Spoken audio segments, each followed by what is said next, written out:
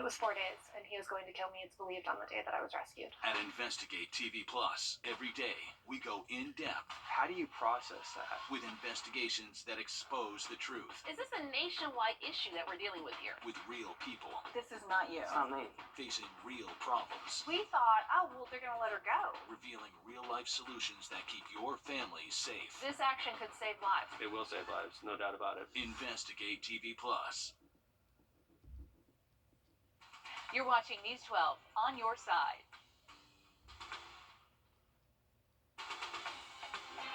Live from Augusta, you're watching News 12 live at 5. Well, protest in Atlanta taking a turn this evening over the highly contested police training facility. We'll show you what's happening coming up next. But first, the holiday season, it is upon us, and some of our local organizations and nonprofits, they're working hard to feed everyone. Yeah, we spoke with several of these organizations that say this has been one of the hardest years by far as they're seeing record demand. Over at Golden Harvest, they say it's about to be a very tough holiday season for them. The number of families they're serving has more than doubled, while the cost of just about everything across the board has increased. They're hanging on by donations as they prep for this Thanksgiving year. Over at the Salvation Army of Augusta, they're seeing more families than ever before, specifically women and children. Dealing with a significantly increased demand. We're seeing 2.5 times the amount of people this past year being fed and sheltered, and double the food costs. And coming up tonight, all new on News 12 at 6 o'clock, we're talking with some of our other local organizations on how they're dealing with inflation and how you can support them.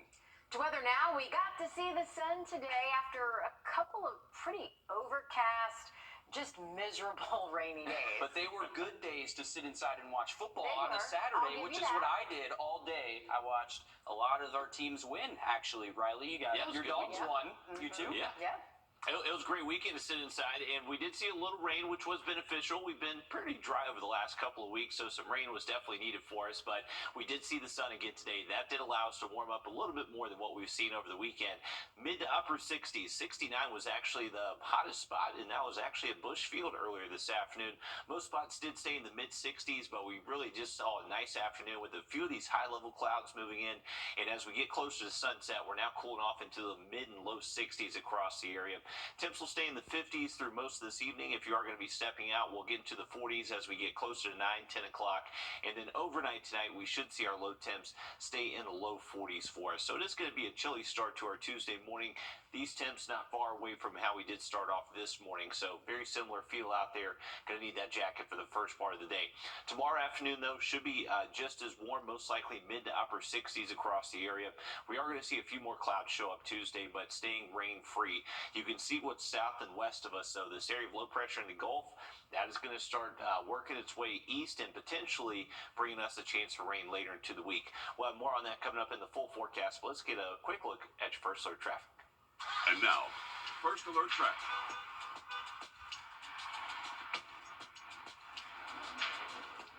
All right, here's a look outside of our building, and this is looking actually towards I-20 bridge over the Augusta Canal and the Savannah River. And you can see eastbound and westbound traffic moving okay out there this afternoon, and not looking like too much of a slowdown near the state line.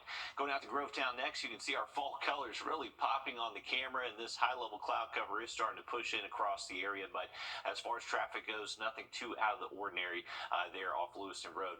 Have an update on those rain chances late in the week in just about 10 minutes. All right, thanks, Riley. Days after a massive fire ripped through an apartment complex in Atlanta, roads are still closed as experts fear the building could collapse.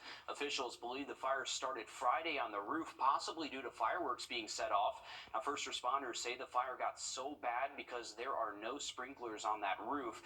2 people have been arrested in connection with the fire, but experts believe this will be a lengthy investigation because of the size of that building. See, the whole roof is missing. That's crazy. I've never seen anything like it. At this juncture, with the amount of damage and the amount that has collapsed within the center of the building, it is looking like ultimately the building management will have to do some detailed demolition work. Now, officials expect the apartment building to be deemed a total loss, and the entire building will likely be torn down, as you heard there. 28 people were displaced by the fire, and 17 were treated for minor injuries like smoke inhalation. Fire crews continue to monitor hotspots in that building. An investigation is underway in Columbia, South Carolina, after a fire and a riot at a detention center. It happened last night. The fire was allegedly started by several detainees. Right now, investigators believe the inmates ignited bed sheets, then armed themselves with blunt objects. According to the Richland County Sheriff's Office, 40 inmates have been detained in connection to this. No injuries to law enforcement or detainees were reported. Earlier this month, the Department of Justice opened an investigation into the facility based on, quote, credible allegations that conditions there might violate the civil rights of inmates.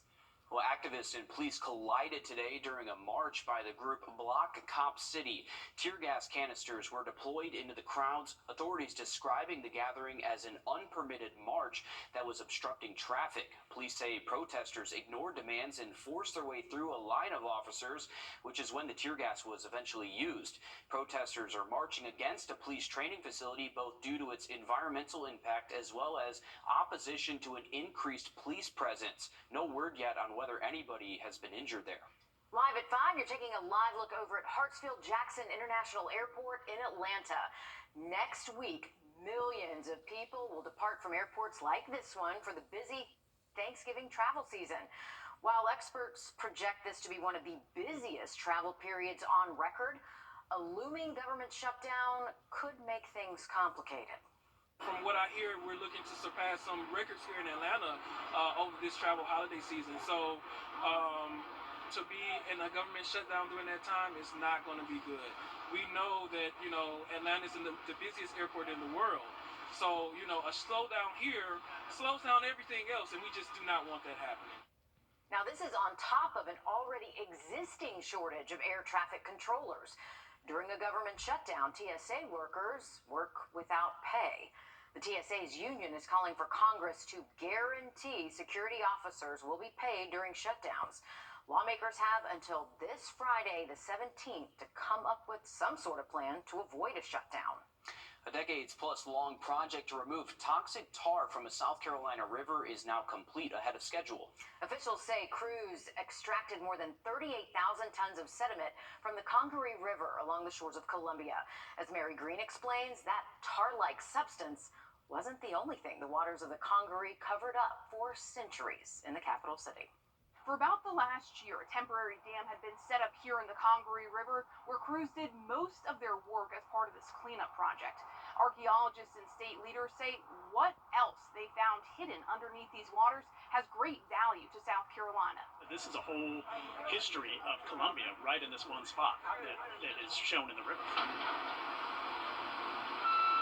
In the river cleanup process, crews uncovered thousands of artifacts, including several hundred Civil War relics. Dozens were on display Monday at an event in Columbia marking the cleanup's completion. Even more than 150 years after the Civil War ended, some artifacts were still treacherous to handle. They recovered a couple live rounds that had potential black powder in them and were able to kind of inert them and take them to the bomb squad and figure out how to dispose of them without causing an explosion. Archaeologists say Sherman's Union troops dumped these Confederate military supplies in the river as they moved through Columbia at the end of the Civil War. They seem like just stories from the past, but when we read about those and when we see artifacts, see things that touch people's hands, it brings us right back to how fortunate we are in this state and in this country to be where we are. And those Civil War artifacts will have a permanent home in the State Museum's Confederate Relic Room,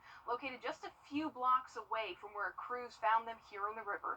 Reporting Columbia, I'm Mary Green.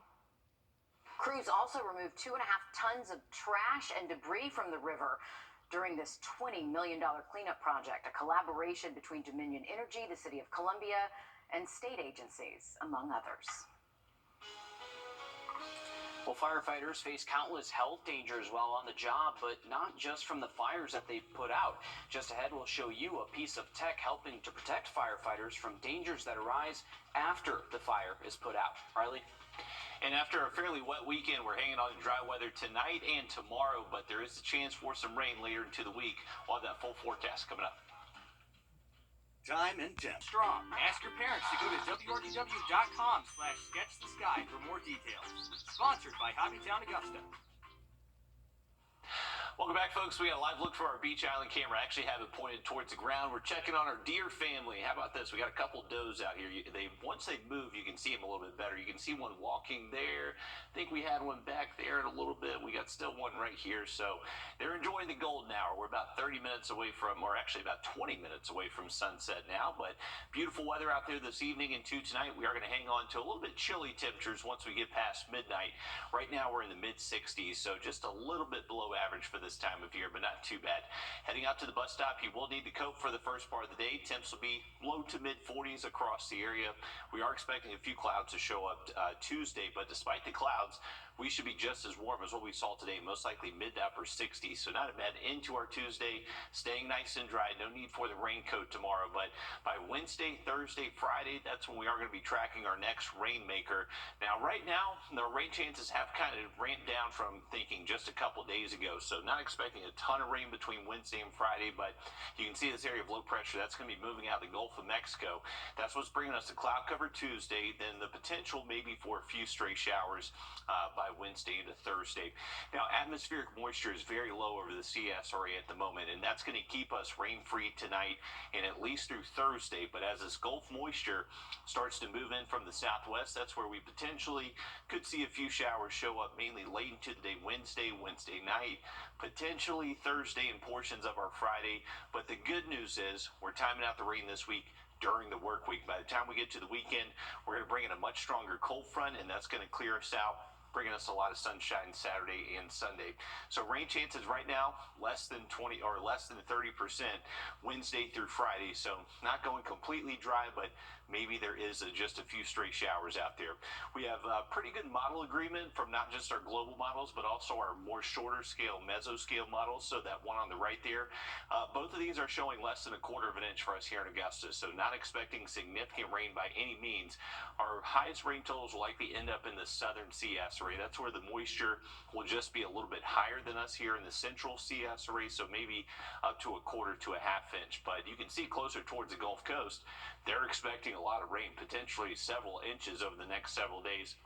Since we still have a lot of dry air over us here across most of the two-state, that's going to eat away at a lot of this moisture and keep our rain chances fairly slim. Now, the wind could be breezy at times over the next couple of days, expecting that northeast wind to gust close to 20 over the next couple of afternoons. Not excessively breezy, but that northeast wind is going to keep that cooler than average air in place. So you can see our temps stay in the 60s Tuesday. By Wednesday, it could be a struggle to make it out of the 50s, so a pretty cloudy outlook Wednesday, along with temperatures well below normal. So overall, high temps staying just a little bit below average for this time of year, but we do warm up Friday into the weekend.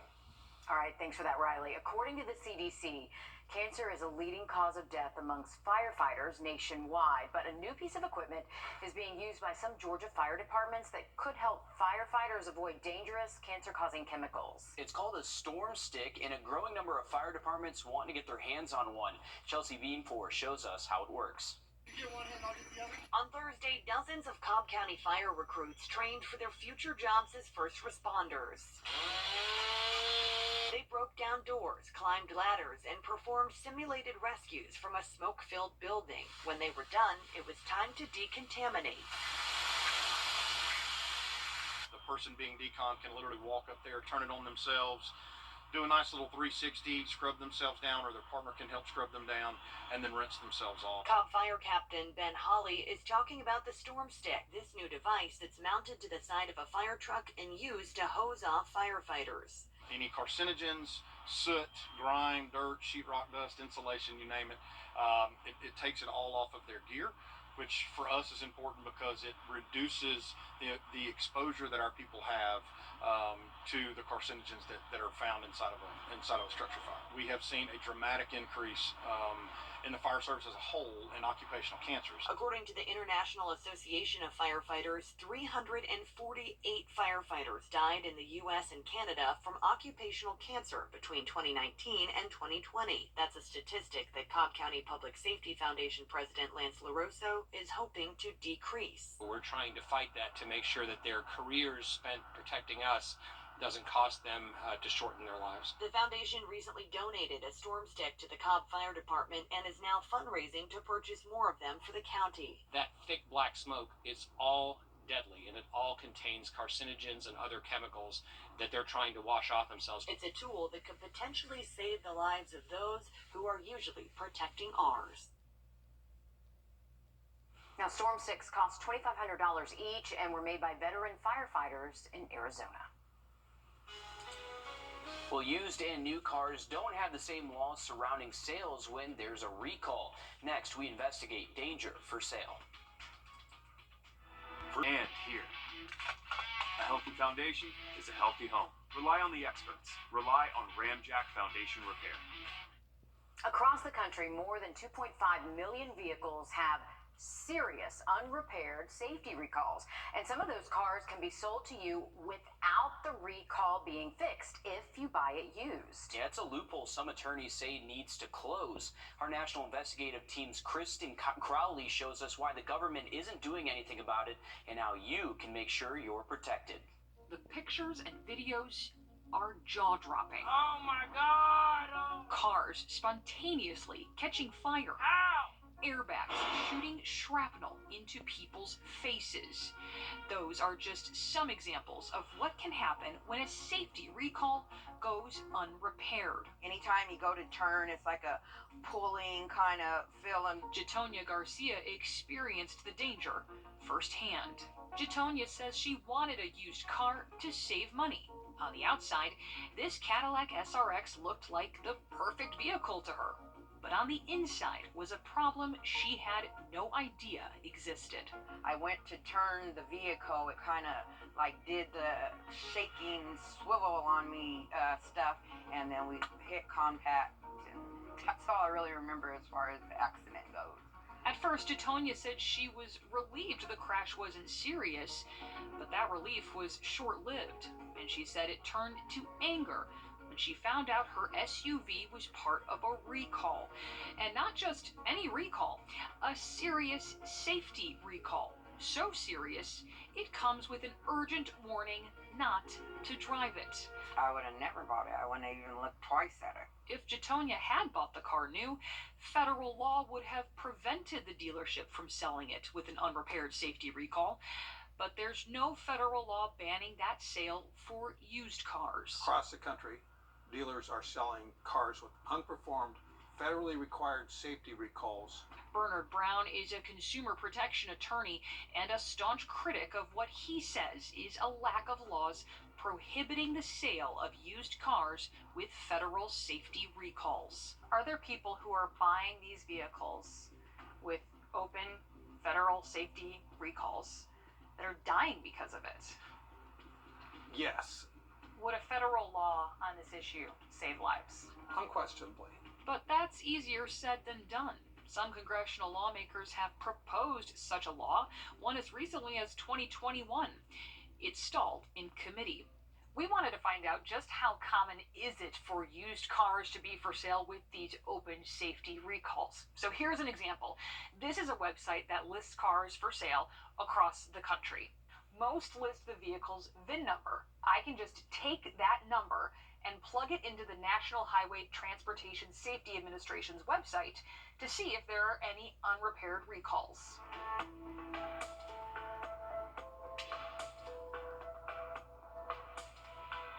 On this page alone of 20 vehicles, 6 of them, that's 30%, had open safety recalls, including this recall, warning of an urgent fire risk. The wreck was hit right here. Jatonia still hopes for accountability, and she is suing. The recall recall on her vehicle and damage from the crash are fixed. But her faith she's driving a car that's safe is broken. It should be mandatory, and if not, I think they should have some type of consequences, because otherwise the consequences falls on the buyer. Our investigative team wanted to speak with the National Automobile Dealers about their stance on the potential law change. They declined an interview. Now, the group instead pointed to their website, which stated a federal law would hurt consumers because it would devalue their trade-ins and cripple the used vehicle market. Happening this week in Capitol Hill, a South Carolina doctor with the Medical University of South Carolina is presenting research to lawmakers on the effects of PTSD. Now, this is for a medical briefing for Veterans Health that started on Veterans Day and runs through Wednesday. Experts will educate Congress on the importance of brain research and the need for more funding. Well, high temperatures over the next couple of days will remain just a little bit below average for this time of year, but a little bit of a warm-up late to the week. We'll have another look at that 7-day just after the break. Water in your bag. He can fix it. Well, this just in, live at 5, 6 people are displaced after an afternoon house fire on Hardy Place Road in Johnston. The Red Cross reports that they are assisting that family. No word yet on whether anybody was injured, and of course, we're working to learn more. We'll keep you updated as we learn more. Riley? Well, we are just a minute or two away from sunset. A beautiful look from our Thurman Dam cam. This is looking towards the visitor center and actually towards that eastern sky. And you can see some of that high-level cloud cover starting to light up nicely here at the golden hour. We have some fall color really popping in our shot and really seeing those colors kind of reach their peak this week likely. Temperatures currently in the mid-60s. If you're heading out soon, I would grab the jacket. Temps will be chilly in the 50s and 40s once we get a few hours past sunset. For tomorrow, we are expecting a nice Tuesday. Going to stay dry, but it is going to remain fairly cloudy. We are going to hang on to those clouds through the afternoon. Despite that, though, we should be able to warm up back into at least the mid-60s tomorrow afternoon. Now, as we head to Wednesday, Thursday, Friday, not expecting a washout, but just can't rule out maybe the chance for a few light showers around. So plan accordingly for that. You can see our temperatures will remain below 70 at least through Thursday afternoon. As we start to bring in a colder front towards the end of the week, though, we will clear things out by the weekend. All right, thanks, Riley. Stick around. We have more news, weather, and sports coming up after a short break as News 12 live at 5 continues. Introducing the First Alert Radar Network. With up to 10 times the resolution of other local radars and technology that can pinpoint right down to your street. First just got faster. Hey guys, this is Mike Hoffman.